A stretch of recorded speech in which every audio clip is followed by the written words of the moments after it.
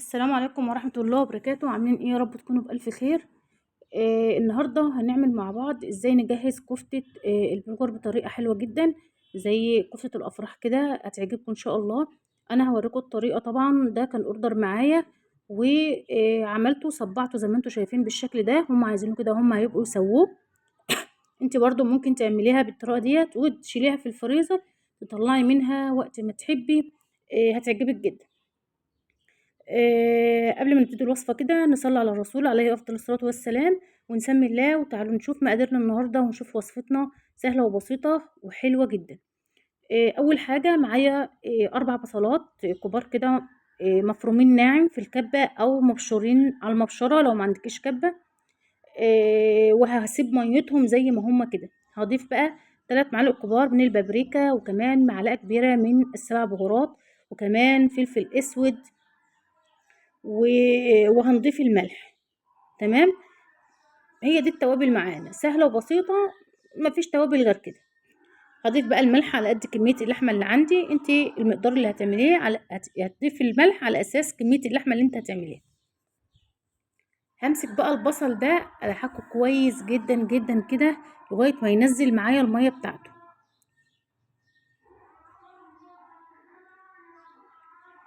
شايفين بقى البصل البابريكا ادت له اللون اللي انتوا شايفينه الجميل ده. ودعكته كويس جدا لما نزل الميه بتاعته. طبعا البرغل معايا ده نص كيلو، انا هعمل 2 كيلو لحمه مفرومه، وده نص كيلو من البرغل. فالبرغل اتغسل كويس جدا جدا لغايه ما نضيف معايا وميته بقت رايقه وجميله كده. وبس كده صفيت منه الميه، وبعد كده هنضيفه بقى على البصل وهقلبه كويس جدا مع البصل كده، وهسيبه حوالي ساعة. أنا سبته ساعة. تمام، سبته مع البصل كده ساعة لغاية ما البرغل طري وبقى تعرفي تعجنيه بإيديك.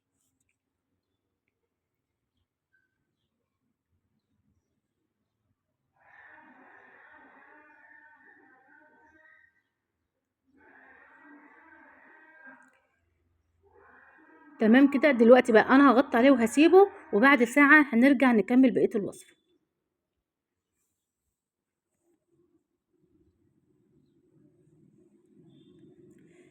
خلاص كده ده البرغل بعد ساعة، بعد ما نقعته في البصل زي ما انتوا شايفين كده، تقدري تعجنيه بايديكي ومفيش مشكله خالص. تمام. هنجيب بقى دول 2 كيلو لحمه مفرومه. طبعا انت ممكن تضيفي تعملي كيلو لحمه مفرومه، هتضيفي عليه من كوبايه وربع لكوبايه ونص من البرغل. تمام. لو هتجربي كيلو مثلا، لو انت عندك وعايزه تعملي كيلو لحمه مفرومه بس، هتضيفي من كوبايه وربع لكوبايه ونص من البرغل. تمام. هضيف بقى كده المكونات بقى كده، المقادير كده كلها مع بعضها، وهعجن بقى الكفتة مع البرغل كويس جدا جدا. هنفضل نعجن كويس لغاية ما يدينا بقى القوام اللي انتوا هتشوفوه دلوقتي ده، عجينة بالشكل ده. عشان لازم تتعجن كويس جدا عشان ما تفكش منك وانت بتسوي.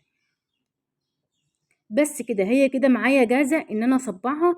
طبعا انا كان معايا اوردرات وكده في الوقت دوت، فانا خليت ابو سما هو يصبعها على ما خلصت بقية الحاجة اللي معايا. وبعد كده هوريها لكم اما تتصبع كده ونشوفها مع بعض.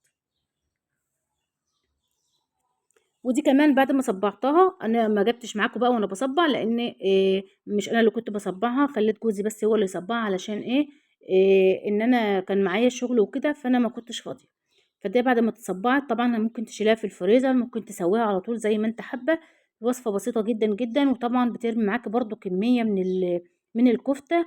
ممكن تقليها، ممكن تدخلها الفرن، تقطعي شرايح بصل تحت منها كده في صينيه، وتولعها على الفرن على درجه حراره عاليه فوق وتحت، وتطلع معاكي زي الفل. يعني ما توديش النار، ما تهديش النار قوي علشان الكفته ما تنشفش منك وما تبقاش لطيفه. بس كده، ده كانت وصفتي معاكم النهارده. يا رب الوصفه تكون عجبتكم. ما تنسوش تعملوا لايك للفيديو واشتراكوا في القناه وتفعلوا زر الجرس عشان يوصل لكم كل وصفاتي. واشوفكم في فيديو جديد. مع السلامه.